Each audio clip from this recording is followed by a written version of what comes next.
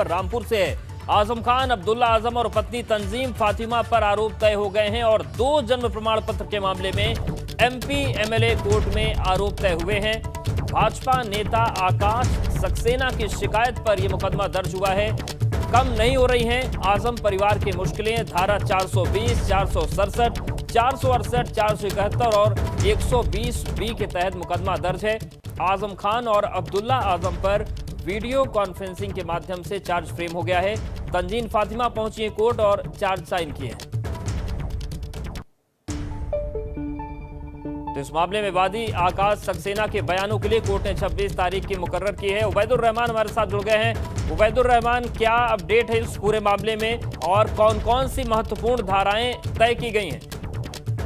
देखिए, अब मैं आपको बता दूं, ये अब्दुल्ला आजम जो आजम खान के बेटे हैं, जब इन्होंने 2017 में विधानसभा का चुनाव लड़ा था तो उसके बाद शिकायत ये हुई थी। आकाश सक्सेना जो भाजपा के नेता हैं, उन्होंने किया था कि ये जो 2 जन्म प्रमाण पत्र का मामला है, यानी कि कम उम्र थी लेकिन उम्र ज्यादा दिखा करके उन्हें चुनाव लड़ा दिया गया था और उसके बाद हाईकोर्ट ने इनका चुनाव निरस्त कर दिया था। स्वार से विधायक बने थे अब्दुल्ला आजम।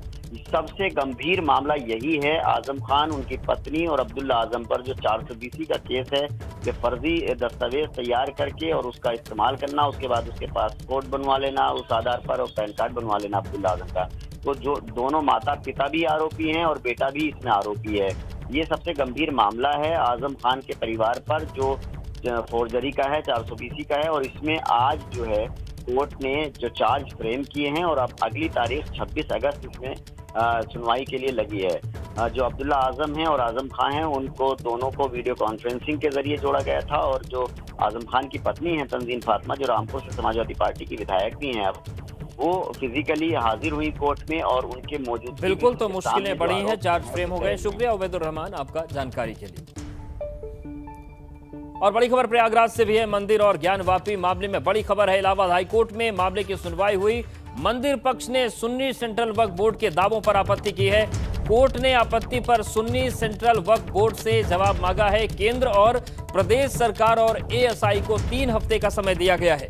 24 अगस्त को इस मामले में अगली सुनवाई होगी। तो काशी का जो ज्ञानवापी मस्जिद का मामला है, मंदिर का मामला है, इस मामले में इलाहाबाद हाईकोर्ट में सुनवाई हुई और मंदिर पक्ष ने सुन्नी सेंट्रल वक्फ बोर्ड के दावों पर आपत्ति की है। इस संबंध में जवाब मांगा गया है। अब आपको मानसून सत्र से जुड़ी 3 तस्वीरें दिखाते हैं। पहली तस्वीर, जहां विधानसभा में मानसून सत्र के दूसरे दिन सरकार ने अनुपूरक बजट पेश किया, तो दूसरी तस्वीर कांग्रेस के विरोध प्रदर्शन की है, जहां बजट के विरोध में कांग्रेस प्रदेश अध्यक्ष की अगुवाई में कांग्रेस ने विधानसभा के बाहर प्रदर्शन किया। तीसरी तस्वीर सुभाषपा के अध्यक्ष ओपी राजभर की है, जो विरोध में विधानसभा के बाहर धरने पर बैठ गए। तो अनुपूरक बजट पेश हुआ, विरोध में कांग्रेस का प्रदर्शन हुआ और सुभाषपा अध्यक्ष ओपी राजभर ने भी धरना दिया।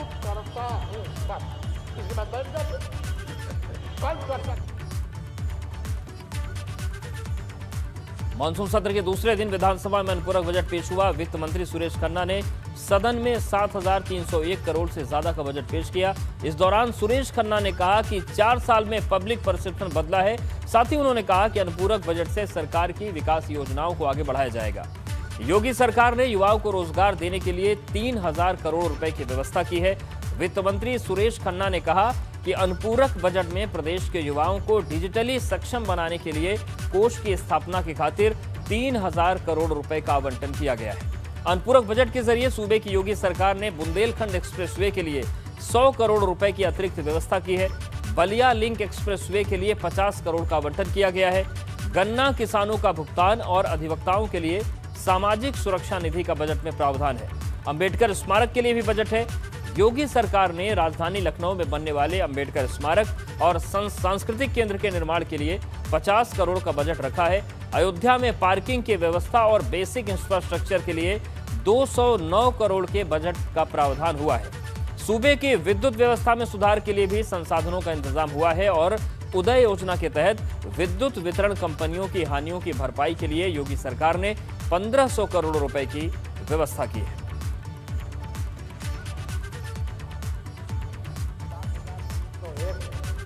$1.52 करोड़ रुपए का माननीय बजट है अनुपूरक बजट।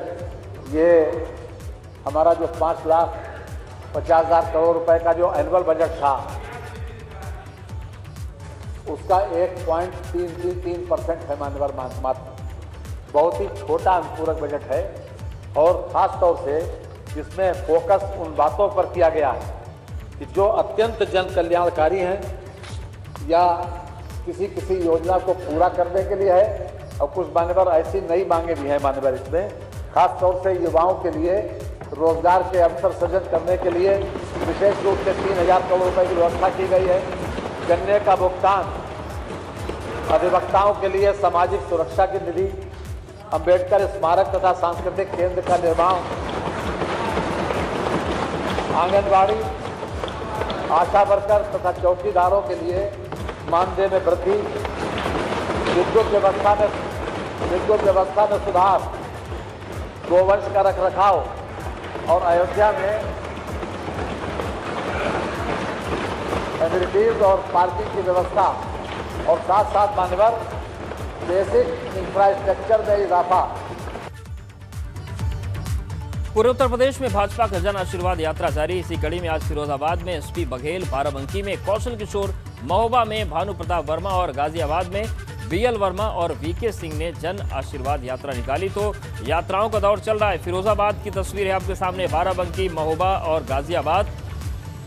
तो यात्राओं का सिलसिला इस वक्त चल रहा है और हर दल सियासी यात्रा पर आगे बढ़ चुका है। और भाजपा की तस्वीरें हैं फिरोजाबाद, बाराबंकी, महोबा और गाजियाबाद।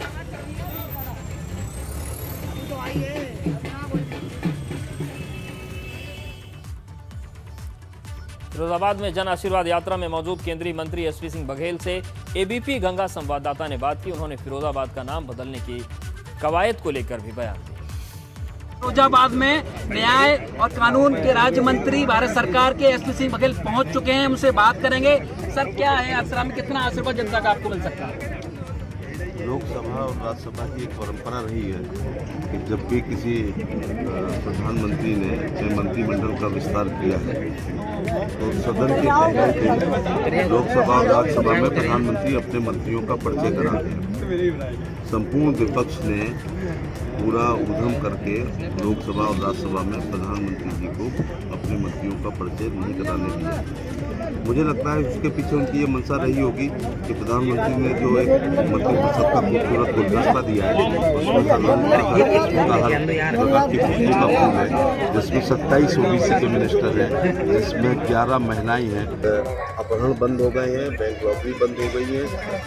और मैं मुख्यमंत्री जी को बधाई देना चाहूँगा कि कानून व्यवस्था का जो जंगल राज था, जब अखिलेश यादव की सरकार थी, बच्चा जब तक स्कूल से घर नहीं आ जाता था, माँ दरवाजे पे खड़ी होती थी, किसान रात में खेत में पानी। पूरा समर्थन इनको मिल रहा है और उनका कहना है कि फिरोजाबाद का नाम अगर चंद्रनगर रखा जाता है तो एसपी सिंह बघेल का इसमें समर्थन है। कृष्णा पोरबाल, एबीपी गंगा, फिरोजाबाद।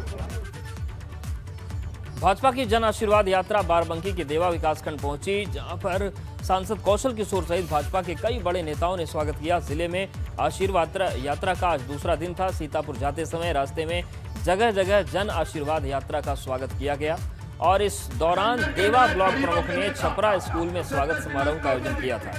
यहां भाजपा सांसद कौशल किशोर ने जनसभा को भी संबोधित किया।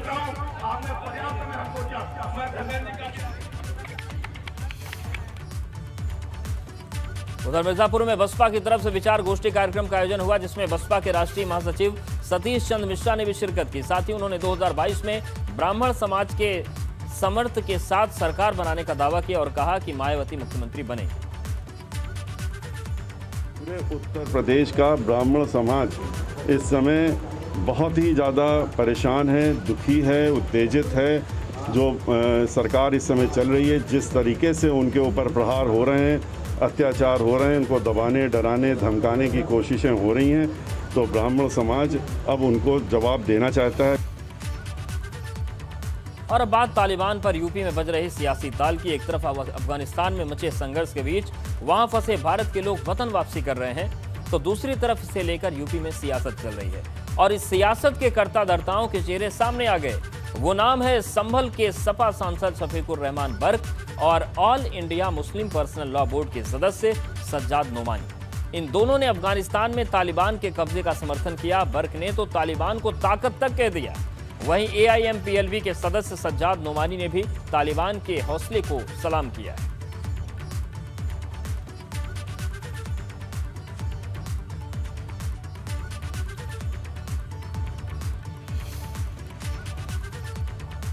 संभल से सपा सांसद शफीकुर रहमान बर्क पर जब तालिबान प्रेम को लेकर केस दर्ज हुआ तो अपने बयान से पलट गए और कहने लगे कि ऐसा कोई बयान उन्होंने दिया ही नहीं।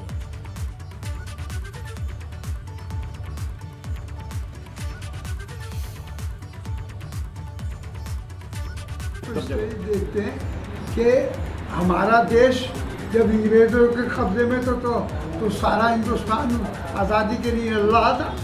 अब वहाँ का भी अब अमेरिका ने कब्जा कर रखा, पहले रशिया में था, फल जगह जगह उनका भी कब्जा, वो भी आज़ाद रहना चाहते, अपने देश को आज़ाद कराना चाहते। ये तो उनका पर्सनल मामला है, इसमें हम क्या दखल देंगे। मैंने ऐसा कोई बयान नहीं दिया है, बिल्कुल गलत है। जो मैंने कहा था ये अल्फाज कहे थे जब मुझसे उन्होंने सवाल किया। मैंने कहा मुझसे क्या ताल्लुक़ वहाँ के उस मुल्क से या तालिबान से, मुझसे क्या ताल्लुक़। मैं इस सिलसिले में कोई कुछ बात नहीं कह सकता। मैं कि मेरे मुल्क की जो पॉलिसी होगी अपने मुल्क के साथ में ये बयान दिया था। तो इसमें मैंने क्या जुर्म कर दिया, मैंने तो मना कर दिया उससे। मैंने कि तालिबान से मेरा कोई ताल्लुक़ नहीं, कोई वास्ता नहीं, मैं वहाँ का रहने वाला नहीं। तो मैं तालिबान के सिलसिले में मैं राय देने वाला। और बड़ी खबर लखनऊ से है। वर्धमान एग्रो इंडस्ट्री का मालिक गिरफ्तार हुआ है। ऋतिकेश रॉय करोड़ों की ठगी के आरोप में गिरफ्तार किया गया। कई व्यापारियों से 5 करोड़ से अधिक की जालसाजी की थी और फर्म के नाम पर सामान खरीदकर भुगतान नहीं किया। फर्म के कर्मचारियों की सैलरी भी न देने का आरोप लगा था और इस पर अब गिरफ्तारी हो गई है। तो ऋतिकेश रॉय को करोड़ों की ठगी के आरोप में गिरफ्तार किया गया है। 5 करोड़ से अधिक की जालसाजी का ये पूरा मामला है। तो फर्म के नाम पर सामान खरीदकर भुगतान नहीं करने का आरोप है। कर्मचारियों को पैसे नहीं देने का आरोप है। प्रयागराज में रेल महकमे में बड़ा फर्जीवाड़ा किए जाने का सनसनीखेज मामला सामने आया है। आरोप यह है कि रेलवे के पार्सल विंग में कुछ साल पहले 115 ऐसे सामान ढोने वालों को नियमित तौर पर नौकरी दे दी गई जो न तो इसके हकदार थे और न ही उन्होंने रेलवे में कभी सामान उठाने का काम किया था। इतना ही नहीं, इनमें से कई ऐसे भी लोग हैं जिनके नाम पर सैलरी तो रिलीज होती रही लेकिन वो ड्यूटी पर नजर नहीं आए। विजिलेंस जांच में इस फर्जीवाड़े की तस्दीक हो गई है। तो बड़ा फर्जीवाड़ा सामने आया है।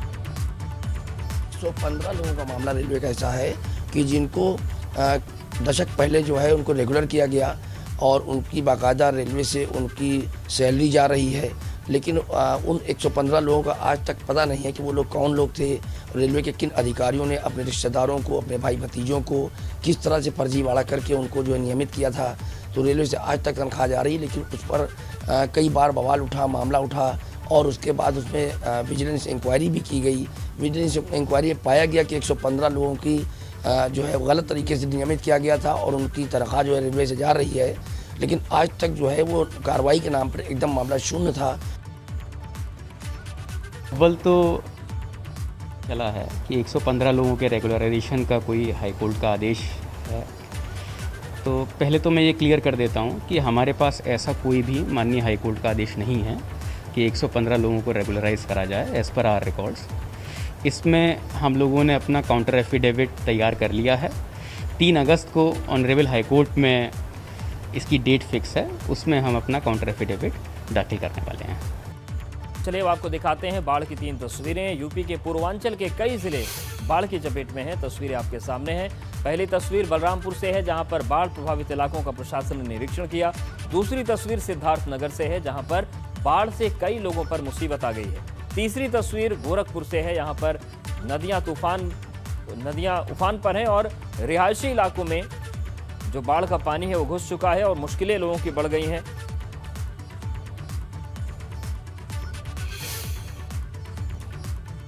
और बड़ी खबर बागपत से है जहां पर 3 बच्चे यमुना नदी में डूब गए हैं। 2 किशोर की मौके पर ही मौत हो गई, वहीं पर तीसरे की तलाश गोताखोर कर रहे हैं। बड़ौद कोतवाली क्षेत्र के लोहारी गांव का ये पूरा मामला है।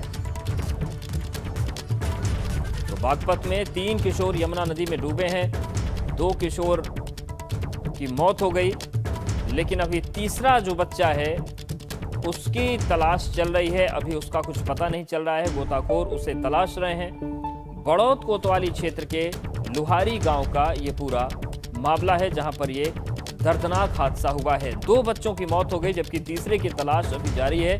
तीसरे का कुछ पता नहीं चल पा रहा है। गोताखोर लगातार तलाश में लगे हुए हैं।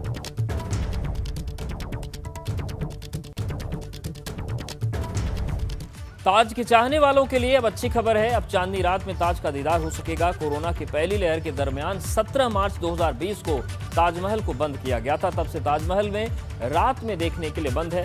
पहली लहर में ताजमहल 188 दिनों की बंदी के बाद खोल दिया गया और वहीं दूसरी लहर में ताजमहल 61 दिनों की बंदी के बाद खोला गया। लेकिन रात में ताज का दीदार कोरोना की पहली लहर से ही बंद चल रहा है। ऐसे में कोरोना केसों में आई कमी के मद्देनजर जिला प्रशासन ने फैसला लिया है कि 21 अगस्त से अब ताजमहल को लोग रात में देख पाएंगे। में भी दुनिया की सबसे खूबसूरत इमारत ताजमहल का पर्यटक दीदार कर सकेंगे। कोरोना की पहली लहर के दरमियान जब ताजमहल को मार्च 2020 में बंद किया गया था, तब से ही ताजमहल का रात्रि दर्शन बंद चल रहा है।